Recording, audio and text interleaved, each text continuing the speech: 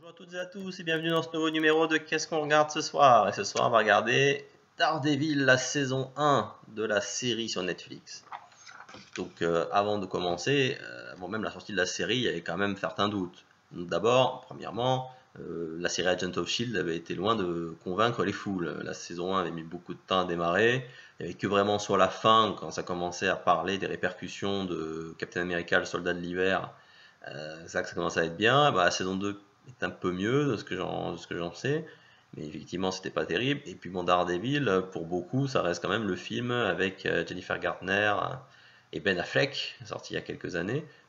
Quoique personnellement, moi, je l'avais pas trouvé si mal que ça. Bon, faut dire que je l'avais vu longtemps après la sortie du film, en director's cut, donc j'avais pu en entendre énormément de mal. Donc forcément, vu comme on me l'avait taillé dans tous les sens, quand je l'ai finalement vu, je l'ai pas trouvé si mauvais que ça. Même si effectivement, maintenant, il fait vraiment pas le figure comparé aux autres adaptations de super-héros en film. Donc c'est vrai qu'avec ces deux a priori là, on pouvait se dire Daredevil, la série, qu'est-ce que ça va donner? Bon, et ben au final, ça donne vraiment quelque chose de très très bon. Le scénario est vraiment bien ficelé, tout coule de source, c'est vraiment une histoire, on voit qu'elle a été pensée d'une traite. D'ailleurs, c'est l'intérêt des séries Netflix, ils sortent tous les épisodes d'un coup, faut savoir c'est tout d'un bloc. Donc le scénario est vraiment bon, les acteurs sont excellents. Charlie Cox, que moi j'avais vu à l'époque dans Boardwalk Empire, donc ça, quand je suis que je Daredevil, j'étais assez content. Il est vraiment très bon dans le rôle de Matt Murdock. Vincent D'Onofrio, il est exceptionnel dans le rôle du Kingpin. Wilson Fisk, il est vraiment très très bon. Il a vraiment à montrer comment en société il arrive à en imposer, mais quand il s'énerve, il fait vraiment peur. Il a vraiment réussi à interpréter les deux facettes du personnage, et c'est vraiment très très bien à l'écran. Le reste du casting est bien. Non, même si le personnage de Karen Page m'a un petit peu gonflé, je dois avouer. Bon, déjà dans les comics, elle n'avait pas un rôle vraiment palpitant. Alors dans la série, même si elle est un peu plus importante, puisque c'est un peu elle qui va faire toute la partie juridique, on va dire, de la bataille contre le caïd. J'ai pas trop accroché, mais à part ça, les autres persos sont excellents. Je me souviens plus de l'acteur qui joue Foggy, mais alors lui aussi, il est très très bon dans le rôle du meilleur ami de Matt. Non, franchement, une très très bonne surprise. Les scènes de combat sont très très bien faites.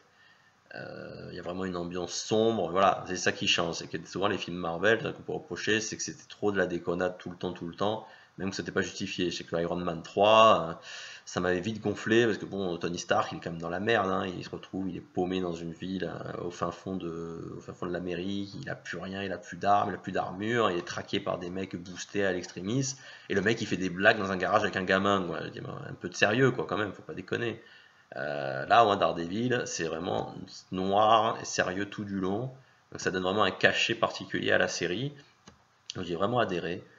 Tout en le gardant dans l'univers Marvel dans son ensemble. Parce qu'il y a très souvent dans la série des références à la bataille de New York, donc les Avengers. Il y a des méchants qui disent, ah, heureusement qu'on a des super-héros qui sont là, c'est grâce à eux qu'on peut se faire maintenant de l'argent. Donc c'est vrai que c'est pas mal, c'est que ça intègre bien Daredevil dans l'univers Marvel en général, tout en étant dans son petit coin, parce qu'effectivement lui il va pas affronter des menaces mondiales ou intergalactiques. Lui voilà, lui c'est vraiment le quartier de Hell's Kitchen avec ses mafieux locaux. Donc une très très très agréable surprise, un très bon moment. Bon, même si j'ai pas autant été à fond que ce que je pensais. Alors après, est-ce que c'est parce qu'au moment où je l'ai vu, j'étais assez fatigué, donc ça que je peinais à enchaîner deux épisodes. C'est ça que c'est très très lent comme série. Hein. Faut pas attendre à avoir de l'action non-stop. Hein. C'est genre sur un épisode de 50 minutes. Si vous avez 10 minutes d'action dans l'épisode, c'est que c'est un épisode qui bouge. Les autres, c'est très très lent, mais d'habitude j'aime bien ce genre de série. Hein.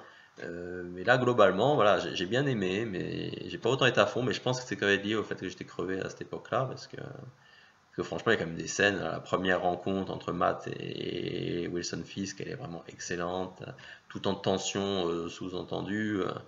Un très très bon moment. Bon, c'est sûr qu'il faut avoir Netflix, mais bon, sachant Netflix, ça a quand même pas mal de points positifs pour lui, pour une somme relativement abordable. Donc, ne serait-ce que pour Daredevil, moi je sais que l'abonnement Netflix, je l'ai pris pour Daredevil principalement, même si ça m'a permis de trouver d'autres séries derrière, donc j'ai bien trouvé mon compte. Mais ne serait-ce que rien que pour Daredevil, ça vaut le coup. Donc voilà, Daredevil, la saison 1 sur Netflix, je lui mets un bon 9 parce que c'est une très très bonne série, une très très bonne adaptation de super-héros, et j'attends la saison 2 avec impatience, surtout que maintenant on nous a annoncé que dans la saison 2 on aurait droit au Punisher, interprété par Jon Bernthal, qui jouait le personnage de Shane dans la série Walking Dead, qui est un de mes persos préférés dans la série. Donc c'est avec beaucoup de plaisir que je vais le retrouver, donc j'ai très très hâte que la saison 2 sorte. Et puis aussi il faut savoir que Daredevil c'est la première étape d'un univers partagé interne à Netflix, puisque 3 autres séries doivent sortir, une sur Jessica Jones, une sur Luke Cage et une sur Iron Fist. Et une fois que ces trois autres séries seront sorties, le but ultime c'est de retrouver tous ces personnages dans une série chorale qui s'appellera les Defenders. Donc là aussi, ne serait-ce que parce que c'est la première pierre de l'univers Marvel Netflix, je vous conseille de la regarder. Voilà, j'espère que cet avis vous sera utile, vous aura donné envie de découvrir la série Daredevil si ce n'était pas déjà fait. J'attends vos commentaires pour en discuter et je vous dis à très bientôt pour un nouvel épisode de Qu'est-ce qu'on regarde ce soir.